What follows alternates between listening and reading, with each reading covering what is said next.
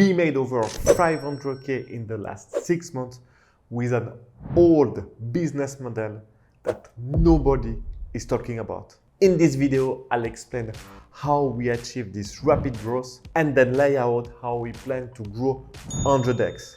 Yes, 100x by reviving this old business model with a touch of technology. Years ago, when I was a clueless commodity trader, I tried to start a couple of companies but completely failed because I just had no idea that I had to turn to this business model if I wanted to build a successful commodity company without millions in the banks. Not knowing this made me jump from job to job, always resenting the fact that I still had a boss that had control over my life. If, like me, you tried to start an international trade company, buying a product in one country and shipping it to another country by containers, you must have noticed that it's hard.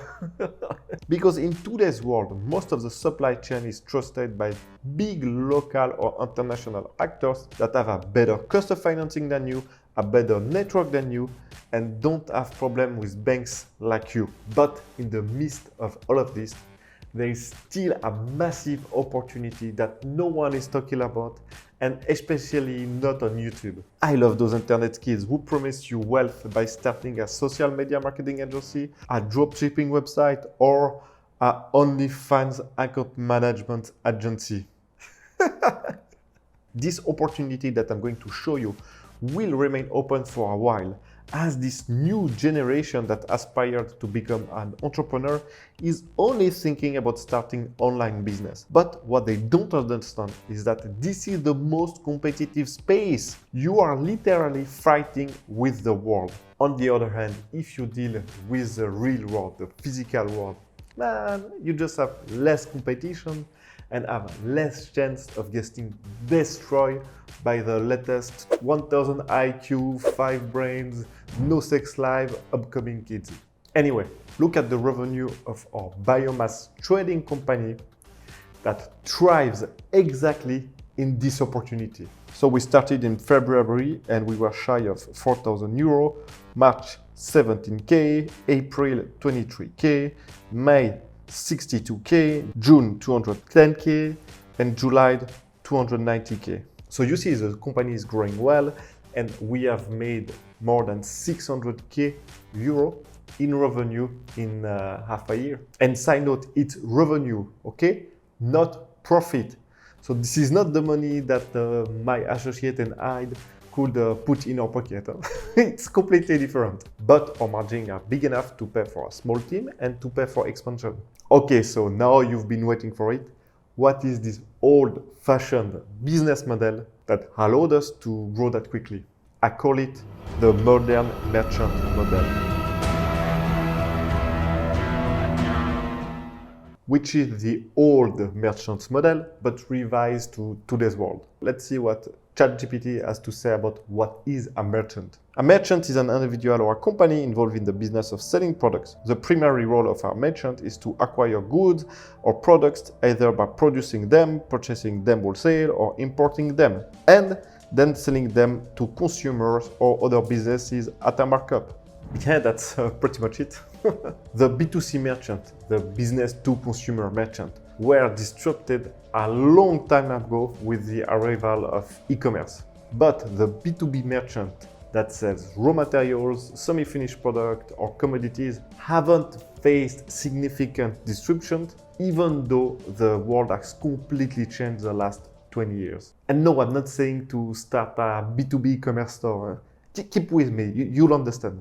The modern merchant model focuses on a niche part of a supply chain. If you look at any supply chains today, it roughly looks like that. There is a producer, maybe some light processing done right after, then it gets agglomerated, shipped by bulk vessel or containers, then processed again into semi-finished products, and then finally distributed to wholesalers. So in any part of this supply chain, there might be a niche market hidden, waiting to be seized properly. I don't know if this last sentence came out properly in English. Anyway, if it's still a bit vague, let me illustrate my point with a commodity that we trade at Grumbar Energy, the wood pellet. The lumber company cuts down trees, then sell it to a sawmill. The sawmill sells its processed wood to factories that need it for their product. But the sawmills also produce a lot of sawdust and wood chips, and this is the raw material used to produce wood pellet. And by the way, the factory that needs wood also produce sawdust, but in a way smaller quantity. So then the wood pellet factories, depending on the quality that they produce, could sell the pellets to power utilities in bulk or in 15 kg bags to the retailers that will resell them to the final consumer. Okay, it's a simplified supply chain, but I guess that you get the idea. Now, in this supply chain, there is multiple niche markets. We have the wood trading market, then the wood chips and the sawdust market. And here you see there is the market price for wood chips reported by Argus. And by the way, at Grumbar Energy, we tried to dip our toe into the sawdust market. We had a contract, but we failed miserably. When we moved the sawdust from a point to another, we f***ed it up. I mean, it was we lost too much during the transport. That was bad. That was bad. Then we have the wood pellet market, B2B2C. This is where we are destroying the market right now at Grumbar. And also the industrial pellet. This is a market that we are now developing. So keep with me, because later in this video, I will explain how to penetrate those markets. Then we have the distribution market that we are going to tackle at Grumbar the next season. So do you get it now? In each supply chain, there are multiple markets that you could trade. The modern merchant, in his infinite wisdom, taps into those niche markets. It could be a niche market in terms of product, if this is a product or a quality which is not traded in huge volume, or it could be a niche market in terms of geography. If this is a geography extremely complicated to do business with, or a small geography that doesn't really make sense for any giant to invest in. Or it could also be a combination of both. A commodity niche market is a market that is too small or too complex for a large company to invest resources in, but big enough for small and medium firms to make a living. And the reality is that often the middle of the supply chain is trusted by large actors that have a low cost of financing. So most of the opportunity that you are going to find are going to be at the top or at the bottom of the supply chain. We call them the agglomeration stage or the distribution stage. The distribution stage in the commodity/raw material world is when you buy in bulk, stock in a warehouse, and then resell it by pallets. And honestly, distribution is a pain in to manage, because you have to deal with constant payment issues, logistic issues, bad customer, bad weather, and it's very hard to find good employees to work at a warehouse. But the reality is that today, with a slight touch of technology and the fact that everyone is glued to their iPhone, you can make the experience of running a distribution arm way easier, way smoother than it used to be. And this is where the opportunity is. As the old baby boomers that run usually those companies are just way too tired and are just waiting for you to clean them up.